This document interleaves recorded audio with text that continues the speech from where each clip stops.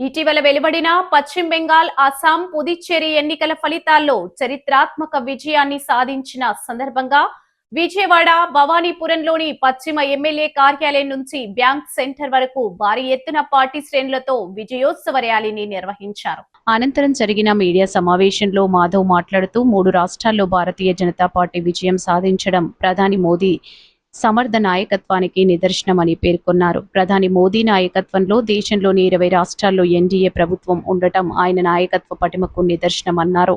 అస్సాంలో హిమంత్ బిశ్వ శర్మ నేతృత్వంలో మూడోసారి అధికారంలోకి వచ్చామని, తమిళనాడులో హిందూ వ్యతిరేక దుష్ట డీఎంకే ప్రభుత్వాన్ని మట్టి కరిపించి విజయ్ ఎవరి ఊహకు అందని విధంగా విజయం సాధించారని శుభాకాంక్షలు తెలిపారు. పశ్చిమ బెంగాల్లో దారుణాలు చూడలేక అక్కడి ప్రజలు ముస్లింలో చైతన్యం వచ్చిందని, పశ్చిమ బెంగాల్లో గెలుపుతో శ్యామప్రసాద్ ముఖర్జీ బలిదానానికి నిజమైన నివాళి అర్పించినట్లయిందని మాధవ్ పేర్కొన్నారు. నరేంద్ర మోడీ గారు ఏదైతే ప్రచారాన్ని చేశారో అనేక రకాల విషయాలని ప్రజల ముందుకు తీసుకురావడంలో మీరు ముఖ్య పాత్ర పోషించారు. ఆ విధంగా మీరు ఏవేవైతే నిజాలు బయటపెట్టారో వాటి కారణంగా ఇవాళ ఒక అద్భుత విజయం పశ్చిమ బెంగాల్లో భారతీయ జనతా పార్టీకి దక్కింది. కేవలం వెస్ట్ బెంగాలే కాదు, అస్సాం, పాండిచ్చేరిలో కూడా తిరిగి అధికారంలోకి రావటం ఏదైతే ఉందో నిజంగానే అద్భుతం. అస్సాంలో హ్యాట్రిక్ సాధించడం జరిగింది. పాండిచ్చేరిలో రంగస్వామి గారి నేతృత్వంలో కూటమి ప్రభుత్వం రెండోసారి అధికారంలోకి రావటం జరిగింది. అలాగే ఏదైతే దుష్ట డిఎంకే ప్రభుత్వం ఉందో ఆ ప్రభుత్వాన్ని కూడా మట్టి కరిపించి ఒక తార ఎవరి ఊహకై అందని విధంగా ఒక అద్భుత విజయాన్ని విజయ్ గారు సాధించడం జరిగింది. పార్టీ పెట్టి 1 సంవత్సరంలోనే తారాపదంలో వెలుగుతూ ఇవాళ ముఖ్యమంత్రిగా ప్రమాణ స్వీకారం చేయడం కూడా మేము స్వాగతిస్తున్నాం.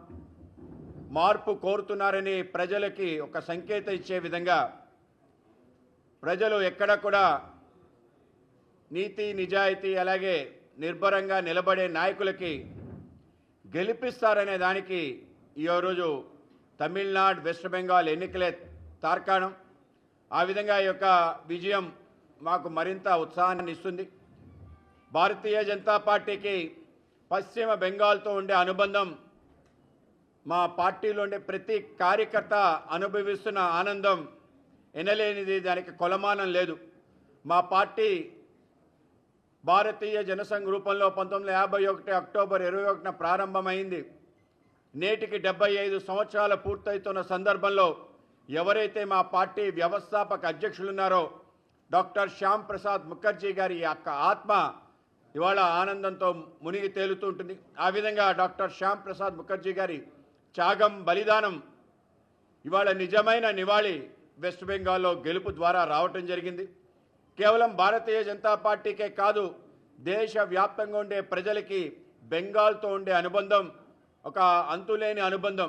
ఈ దేశానికి స్వతంత్రం రావడానికి ఏ పొడమ నుంచి ప్రారంభమైంది వందే మాతర ఉద్యమం. ఆ రోజు 1905లో బెంగాల్ విభజన వ్యతిరేకంగా వందే మాతర నినాదం సమర నినాదంగా మారి దేశవ్యాప్తంగా దావాలంగా వ్యాప్తించి స్వతంత్రం నా జన్మ హక్కు అని చెప్పి ప్రతి వ్యక్తి మాట్లాడే విధంగా దేశవ్యాప్తంగా స్వతంత్ర కాంక్ష రగలడానికి వంగభూమి కారణమైంది. ఆ విధంగా వంగభూమిలో బంకిం చంద్ర చటర్జీ రాసిన ఆ యొక్క వందే మాతరానికి నేటికి